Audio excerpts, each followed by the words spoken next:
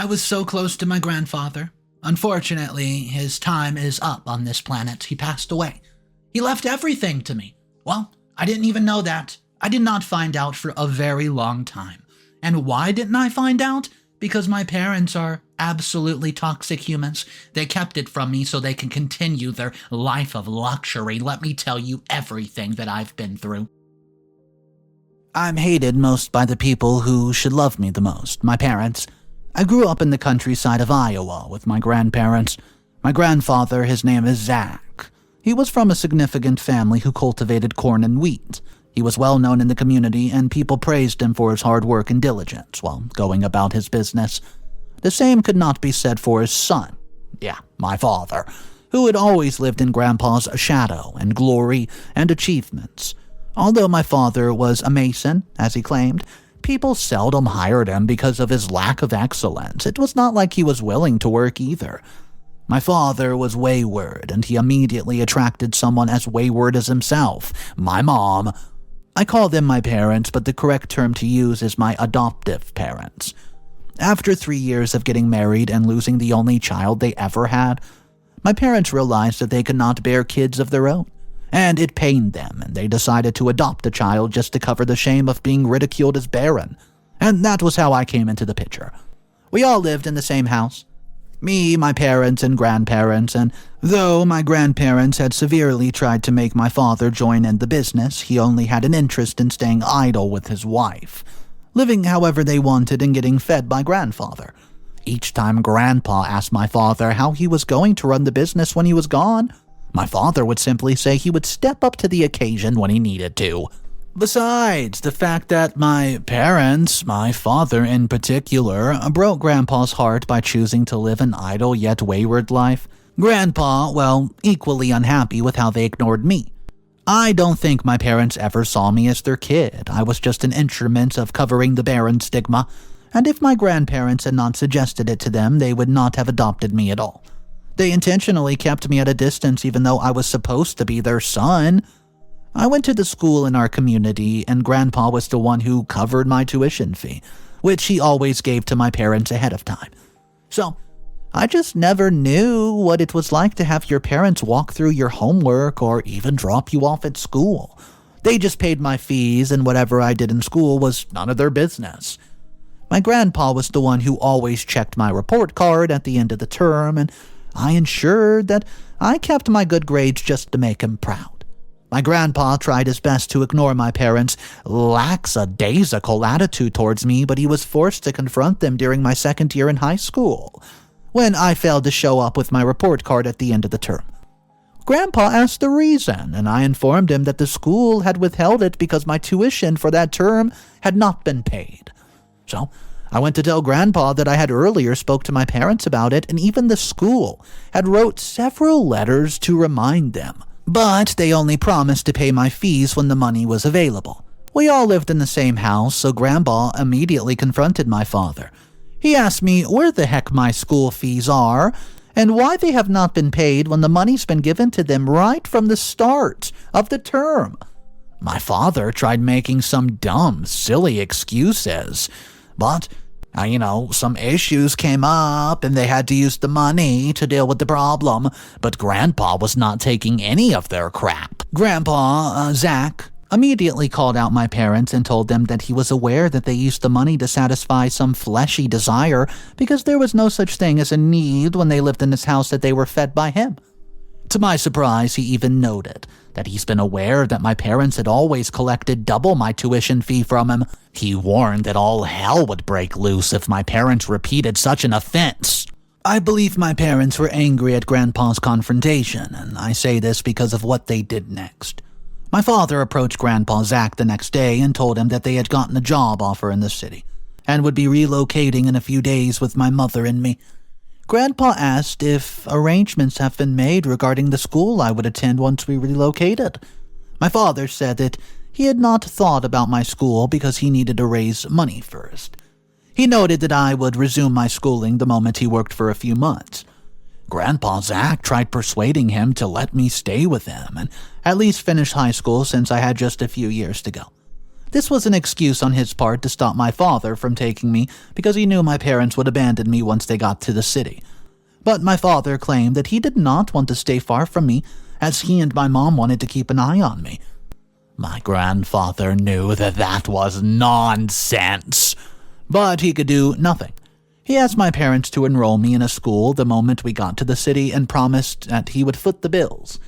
He equally asked that they let me come and spend the holidays. So we get to the city and there was no job anywhere.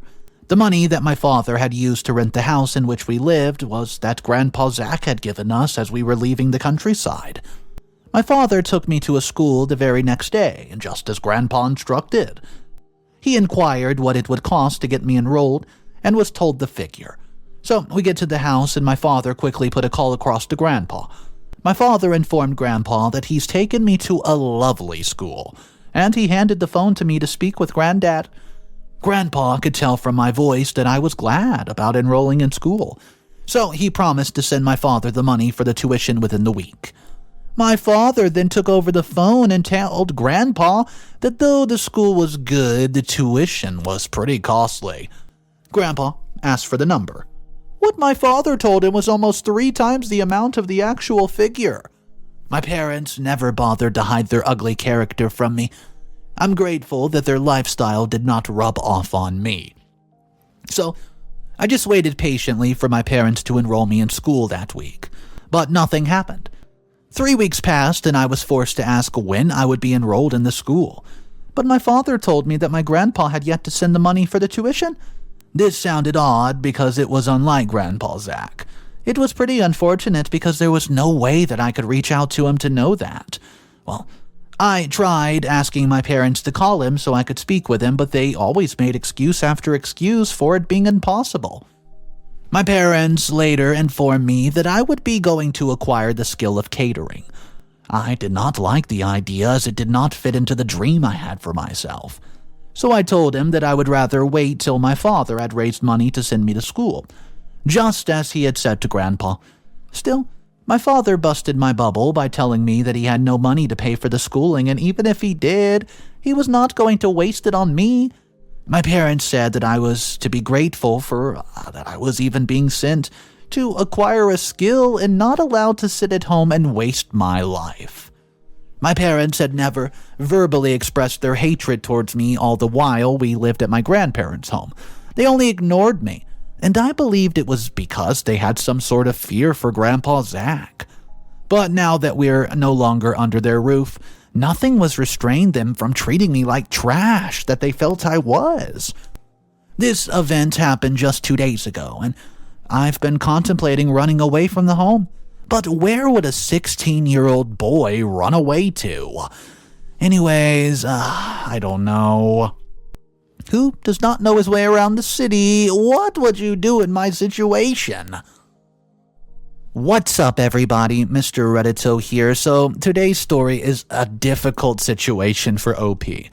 And I do have quite some interesting updates to hop into.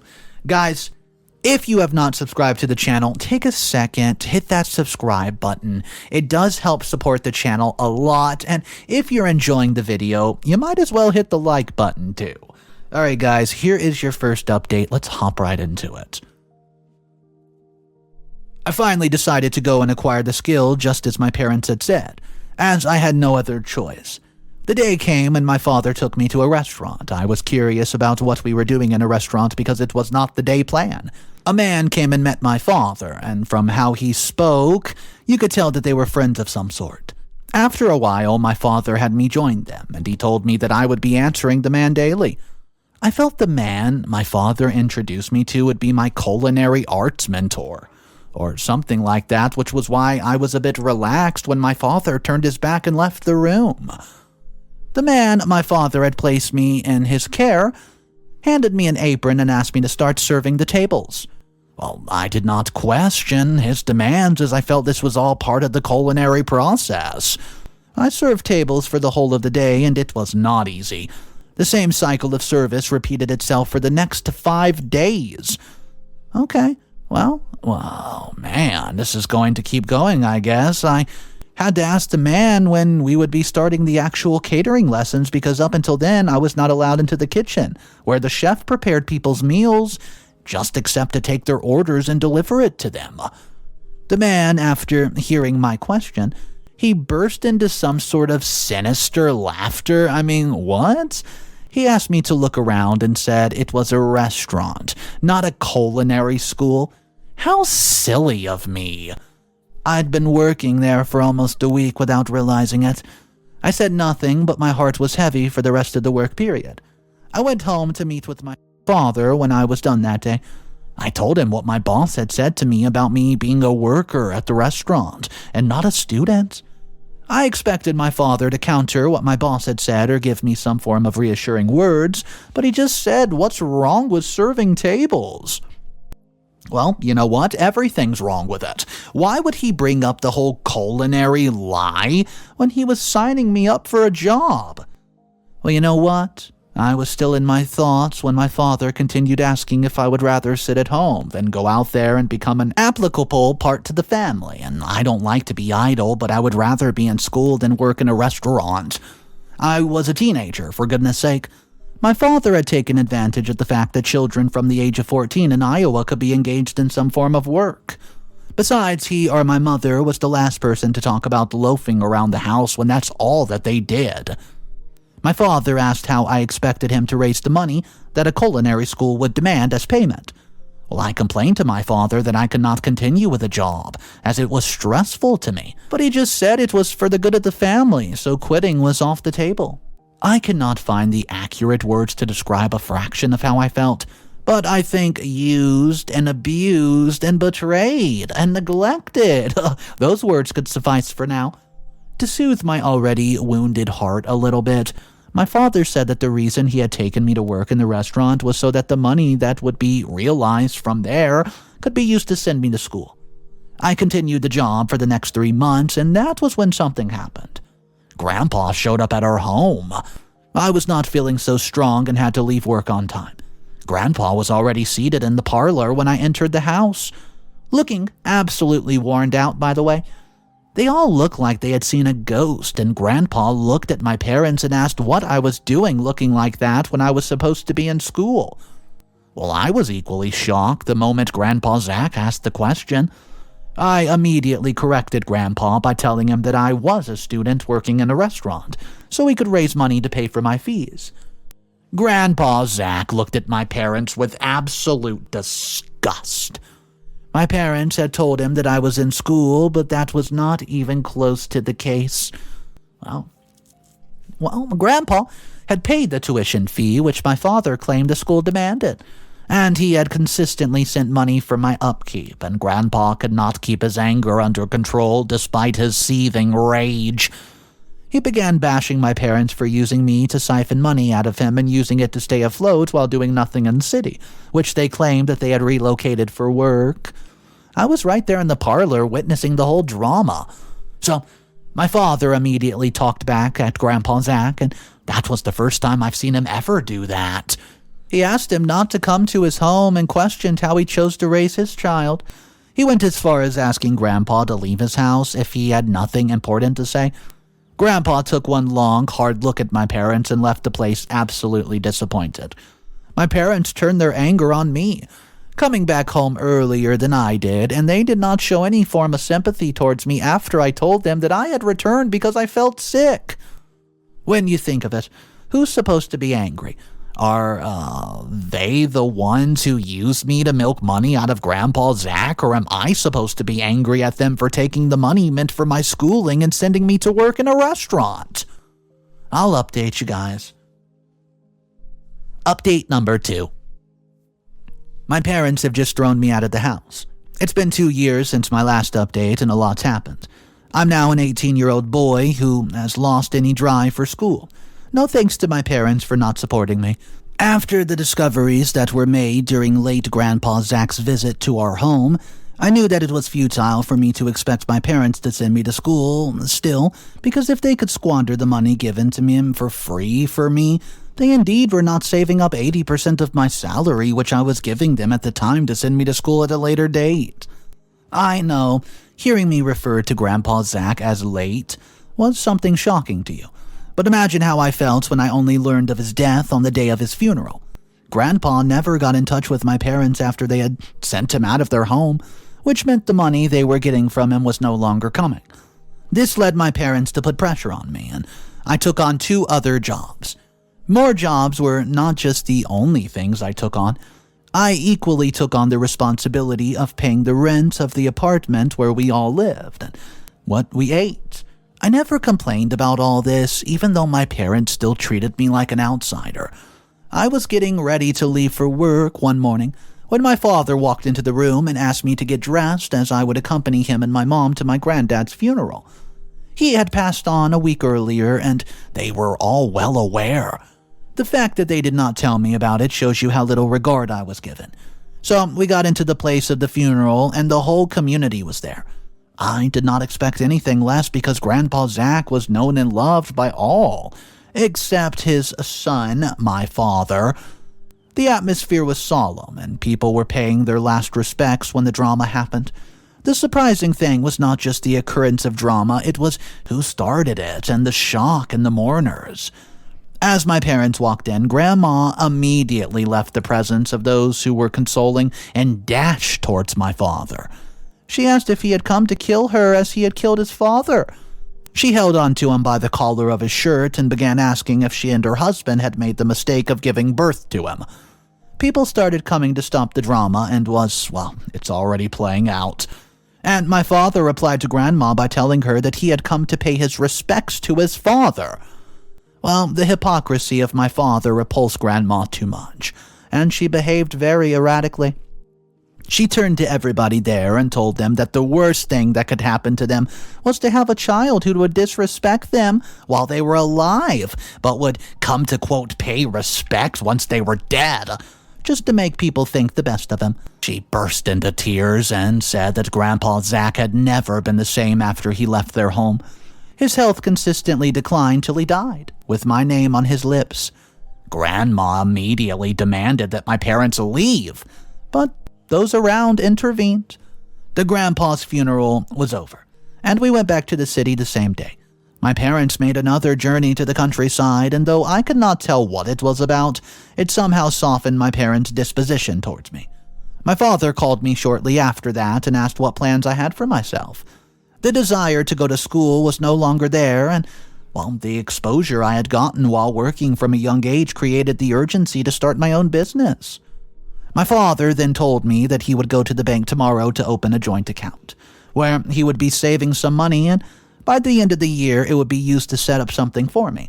That was the best thing my father has ever said to me. We went to the bank the next day to open up the account, and he demanded that he be made the sole signatory of the account just to ensure I did not misuse the money. I didn't see any foul play with that, my father had said, because he had made it crystal clear that he would be the one making deposits to the account. A week after we visited the bank, I saw an alert on my phone. $50,000. I was happy and optimistic about my future, but my parents had other things in store for me. They called me into the room after I returned from work, and I had a smile face on because I felt they just wanted to tell me that they would be opening my business. But I was wrong. My father looked at me and said that they had called me because it's time for me to make a massive step in my life. Hearing those very words from my father's lips made my hope rise, since I expected the, quote, huge step to be the opening of my own business. My father then looked at me sternly and said that I was 18 and old enough to be on my own, which was why he and my mom had decided it's best for me to move out. My jaws dropped, and I told my father that I was not ready to move out, as I needed to put many things in place, but my father said that it is why they were giving me 3 days to put myself in order and leave. I asked my father about the business we had talked about, but my mother was the one who gave the reply, and it was shocking.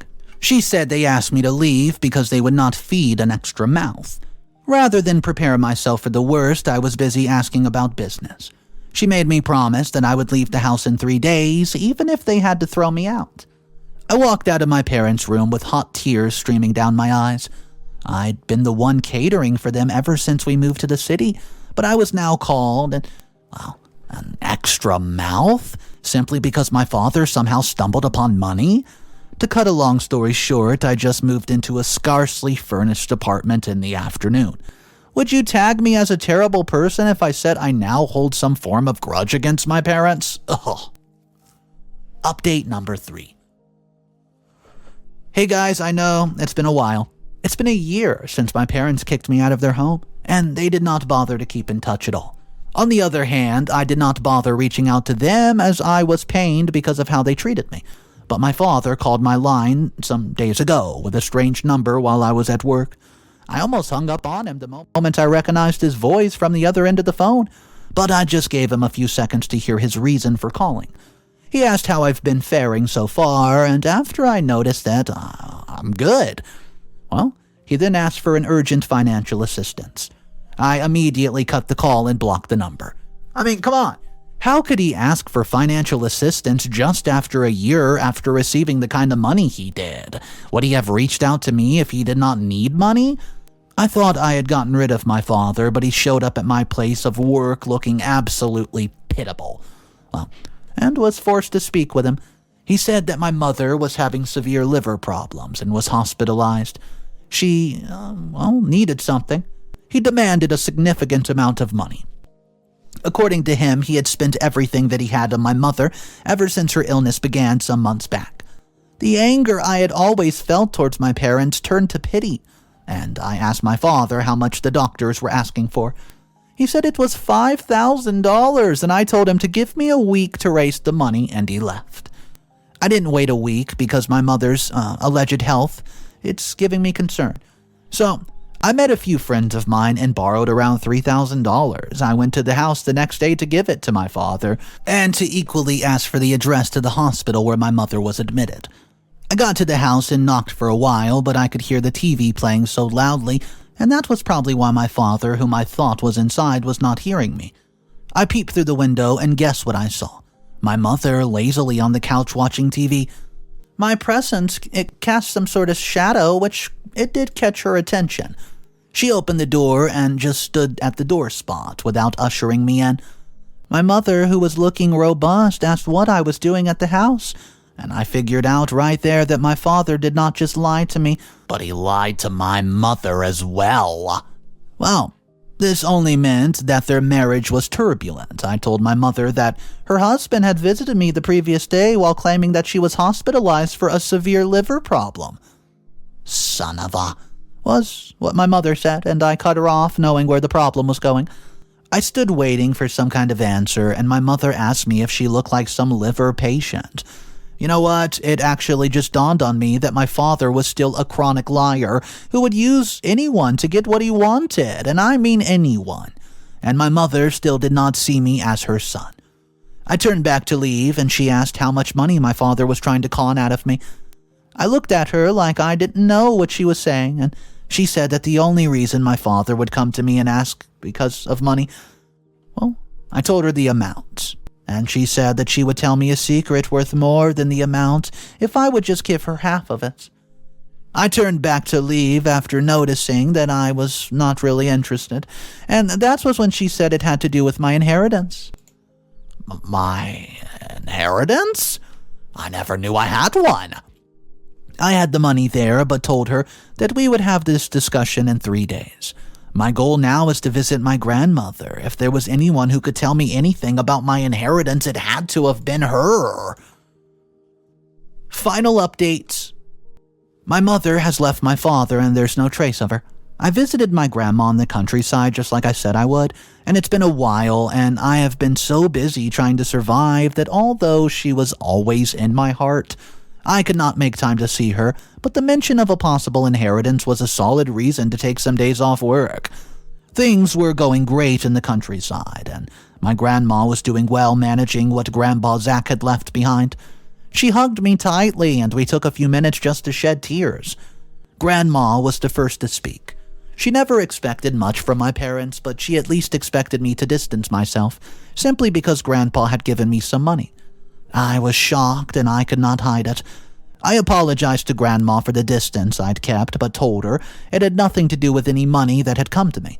I told her that I had come there because of an inheritance talk. My mother wanted to tell me if I paid her only a certain amount. Grandma looked at me dazed and confused and asked if I was unaware of the money my grandpa had left me. I replied that I was not aware at all. She just shook her head and began raining curses on my father while I just looked on. Grandma then told me how my parents had shown up at the reading of my grandfather's will without me, even though they were informed that my presence was very well needed. They claimed that after her erratic display at his funeral, I did not want to come anywhere close to her. However, they noted that an account that belonged to me would be provided to have the money put inside of it, and Grandpa had left me to be sent there. It made sense. The opening of an account with my name and my father making the sole signatory towards it. My parents had squandered my inheritance without giving me a dime. I've given up on my parents as they were always up to something sinister. I explained everything to Grandma, and she felt so sorry for me. I, however, told her that I was going to report my parents to the police if this information turns out to be accurate, and she supported my decision all the way. So, I called up my mom and we arranged to meet somewhere outside the home. Meanwhile, my father was busy calling me to ask for the money. I had promised I would give, and I met with my mother and gave her the money she had asked for in exchange for the data. She confirmed what my grandmother had told me. She said my father had squandered the whole money on ladies outside, and their marriage was absolutely in turmoil. My mother took the money and left the place, but I had recorded the conversation and taken it as evidence to the cops. I called my father and told him I was coming to his place to give him the money. So I went to his house with the police, and he was surprised when he opened the door and found the men of the force standing behind me. I identified him as the thief, and they immediately placed cuffs on him. He was so confused and asked for an explanation, but I told him that he would get one when he got to the police station. The police searched around the house for my mom, who was equally an accomplice, and after they could not find her, they asked my father, who said that she had moved out of the house the previous day. My father was taken to the police station, and I was on my way to leave after pressing charges when he referred to me as his son. I stopped, turned back to him, and asked what kind of father would refer to his son as another mouth to feed, kick him out, and squander his inheritance. I promised to get a good lawyer to ensure that he spent many, many years behind bars. My mom, she's still missing, but it's just a matter of time before she's caught and tried as an accomplice to the crime. Putting my father behind bars would not get me back my inheritance, but you know what? It does give me a bit of justice. Grandma asked me to quit my job and take over the management of the family business. And you know what? I think that's what I'll do. Well, this is one of those stories where OP has to go through so much trauma and just deal with so much stress. And you know what? This is finally one of those stories where it actually pays off for OP. We know that OP, with Grandma's help, was able to take over the company business, and OP's father was sent to jail while the mother was still on the run. This story had it all: action, adventure, drama, toxicity, you name it. Guys, I want to know your thoughts about it, so let's talk about it in the comment section down below. Here's the question. If you found yourself in OP's position and you figured out that your parents, well, they've been lying, cheating, and stealing from you, how do you go about handling it? And do you show the father, who, by the way, is now in jail, any mercy at all? Let's talk about it, guys. My name's Mr. Reddito once again, and if you want to subscribe for daily videos, consider doing that, guys. And just, of course, remember, have a great day, and it's cool to be kind. Peace.